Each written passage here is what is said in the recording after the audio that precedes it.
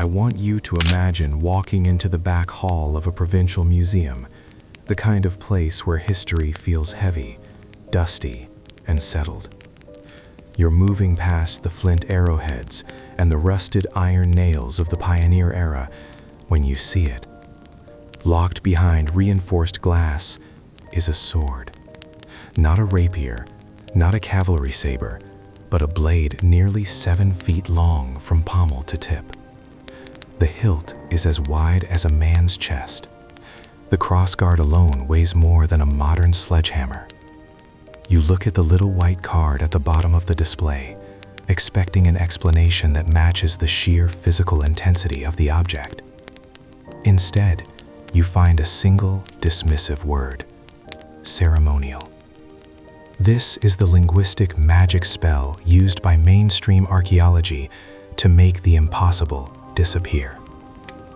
According to the official narrative, our ancestors, people who lived on the edge of survival, who calculated every ounce of iron and every hour of labor, spent weeks of back-breaking work at a forge to create a weapon that no human being could physically lift, let alone swing in a crowded hall. They tell us these were processional objects meant to be carried by 4 men to impress a crowd. But as you lean closer to the glass, you notice something the curators seem to have missed. The leather on the grip is worn smooth by a single pair of hands. The edge of the blade has notches from impact. This wasn't a prop for a parade. This was a tool. And it wasn't designed for us. Once you see that first sword, the ceremonial explanation begins to fray at the edges. You start looking for the other objects that don't fit, and suddenly they are everywhere. You find them in the deep archives of the Japanese Edo period, massive blades known as odaichi, some reaching nearly 12 feet in length.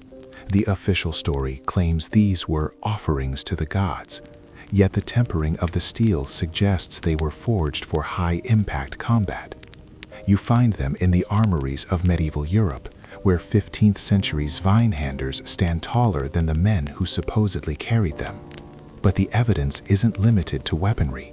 It's in the very foundation of how the old world functioned. Consider the great books. In libraries across Prague, Stockholm, and the Vatican, there exist volumes so massive they are termed Codex Gigas. These aren't just large books, they are physical anomalies. A single volume can weigh over 165 pounds, requiring the skin of 160 donkeys just to create the parchment. The script inside is uniform, precise, and scaled to a hand that could turn a page the size of a tabletop without effort. Mainstream historians tell us these were status symbols for monasteries. But why create a storage system for information that requires 3 grown men to move a single ledger? Unless, of course, the reader didn't find the book heavy at all. Unless the person sitting at that desk saw that book the same way you see a standard paperback. The physical evidence extends to the very bricks we walk on. In the star forts of the Netherlands and the massive seawalls of Russia, we find masonry blocks weighing several tons, fitted together with such precision that a razor blade cannot pass between them. We're told these were moved by thousands of peasants with ropes and pulleys. But where are the campsites for these thousands of workers? Where are the records for the literal mountains of grain required to feed them? If you replace 1,000 starving peasants with 10 individuals standing 12 feet tall, beings with the physical leverage to move stone as if it were wood, the impossible engineering of the 18th century suddenly becomes a simple afternoon's work. Even our measurements betray the secret. We still use the foot as a standard unit. Today, we're told it's a standardized 12 inches. But ancient feet varied wildly across the Tartarian territories. In some regions, the standard foot was nearly 18 inches long. If you build a civilization based on the proportions of the people living in it, and those people are 30% larger than us, your standard door becomes 12 feet high. Your standard step becomes a 15-inch riser. Your standard shovel becomes a tool that a modern man can barely lift. When you look at the 19th century photographs of the Giant of Cardiff, or the fossilized Irish giant, which was exhibited at the 1899 London exhibition standing 12 feet high with 6 toes on each foot, you aren't looking at a freak show. You are looking at the biological reality of the people who actually built the world we inherited. The most damning evidence, however, is the clustering. These objects, the massive swords, the giant books, the oversized wrenches, and the 12-foot skeletons, all appear in the historical record in a massive wave between 1840 and 1890. They were not ancient myths from thousands of years ago. They were contemporary. They were being photographed. They were being reported in the New York Times and the Scientific American with the casual tone of a local weather report. It was only after the turn of the century, as the New World Order began to consolidate its grip on the narrative, that these physical proofs began to be moved, not destroyed, but relocated, shifted from the history wing to the folklore wing, covered with the ceremonial label. Because if the tools are real, the hands that held them are real. And if the hands are real, the history books are a lie. If the evidence is so widespread, if the swords, the books, and the skeletons were being reported in mainstream newspapers throughout the late 1800s, then why are we only finding them in miscellaneous archives today? This is where the narrative of history hits the wall of institutional control. The conflict isn't just about a few missing bones. It's about a coordinated global effort to standardize the human past. And the center of that effort, at least in the West, has always been the Smithsonian Institution. Founded in 1846, right in the middle of the reset window, the Smithsonian was granted a unique mandate to be the final arbiter of American history and archaeology. Between 1870 and 1920, thousands of reports surfaced from the Ohio River Valley, the mounds of Wisconsin, and the caves of the Grand Canyon. These weren't just tall tales. These were documented excavations by railroad engineers, farmers, and government surveyors. They described skeletons 8, 9, sometimes 12 feet long, often buried with copper armor and sophisticated jewelry. The local newspapers would report the find. A representative from the Smithsonian would arrive to secure the site for scientific study, and the remains would be crated, labeled, and shipped to Washington, D.C. And then, nothing. When independent researchers in the late 20th century began filing Freedom of Information Act requests to see these specific crates, the response was a chillingly consistent records not found. Hundreds of documented specimens, thousands of pounds of biological proof vanished into the deep storage of the institution. They tell us the records were lost in fires, or that the original discoverers were simply uneducated and mistook mastodon bones for human giants. But a mastodon does not wear a copper helmet. A mastodon is not buried in a stone sarcophagus with 6 fingers on each hand. The conflict is that the evidence didn't disappear. It was purged to protect a very specific theory of evolution that cannot account for a giant predecessor. This isn't just an American problem. It's a global pattern of academic cleansing. In the 1920s, a strange phenomenon occurred across the world's educational systems. The history books were streamlined. The maps of Tartaria were pulled from the curricula. The mentions of gigantism as a functional trait were replaced with gigantism as a medical pathology, a rare, debilitating hormonal disorder. By labeling every tall person in history as a sickly anomaly, the institutions stripped them of their agency. They turned the guardians of the old world into medical curiosities for a freak show. If you can convince the public that a 9-foot-tall man is a biological accident who can barely walk, you successfully hide the fact that he was once part of an elite class of builders who could move mountains. The suppression goes deeper than just bones. It's in the labeling war. Look at the 1893 World's Columbian Exposition in Chicago. We are told these massive white city structures were built out of plaster and wood in mere months, only to be burned down or demolished immediately after. But the photographs tell a different story. They show foundations of deep stone. They show statues and doorways scaled for beings far larger than the crowds in bowlers and corsets. When people asked who really built these structures, the response was a wall of academic hand-waving. Classical revival, they said. Temporary art, they insisted. They created a narrative where our ancestors were obsessed with building oversized, impossible cities for no reason, only to destroy them because they were obsolete.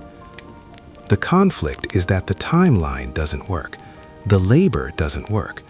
The only thing that works is the lie. And why lie? Because the new world order that emerged after 1913 required a small human. A human that is manageable, taxable, and disconnected from its true inheritance. If we knew we were the diminished survivors of a giant, global, technologically superior civilization, we would be impossible to control. We would start asking why we are paying for energy that was once free. We would start asking why our modern buildings are cardboard boxes compared to the stone cathedrals of the 1700s. To keep the current system running, the giants had to be moved to the realm of myth. They had to be turned into Paul Bunyan or Jack and the Beanstalk characters, nursery rhymes to keep children entertained, while the physical evidence of their existence gathers dust in the basements of museums that claim to have nothing to hide. The silence is the most aggressive part of the conflict. It's the smirk you get from a tenured professor when you mention the Codex Gigas or the Odaichi blades. It's the way the BBC or the Discovery Channel will spend millions on ancient aliens, but won't spend a dime on ancient giants. They would rather have you looking at the stars for answers than looking at the 12-foot doorway of your own city hall.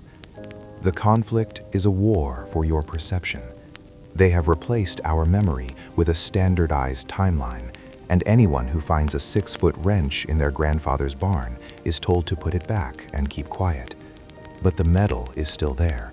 The hilt of the sword still fits a giant's hand, and no amount of institutional silence can change the fact that the crates in the Smithsonian are full of a history we aren't allowed to see. We have the tools, we have the architecture, we have the suppressed biological records. But the hardest question remains. What was the purpose of this diversity in scale? Why did a civilization like Tartaria need humans who stood 9, 10, or 12 feet tall? The answer lies in a concept that modern society has completely abandoned: the idea of a symbiotic civilization.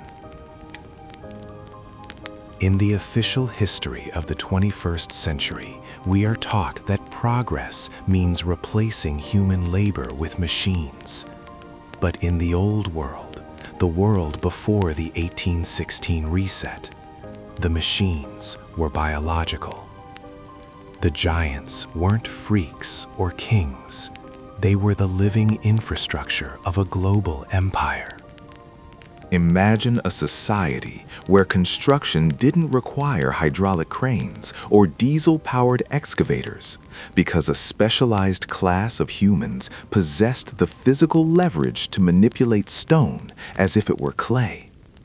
Imagine an era where a star fort or a cathedral wasn't a decade-long project for thousands of starving peasants, but a rapid assembly overseen by individuals for whom a 500-pound block of granite was a standard load.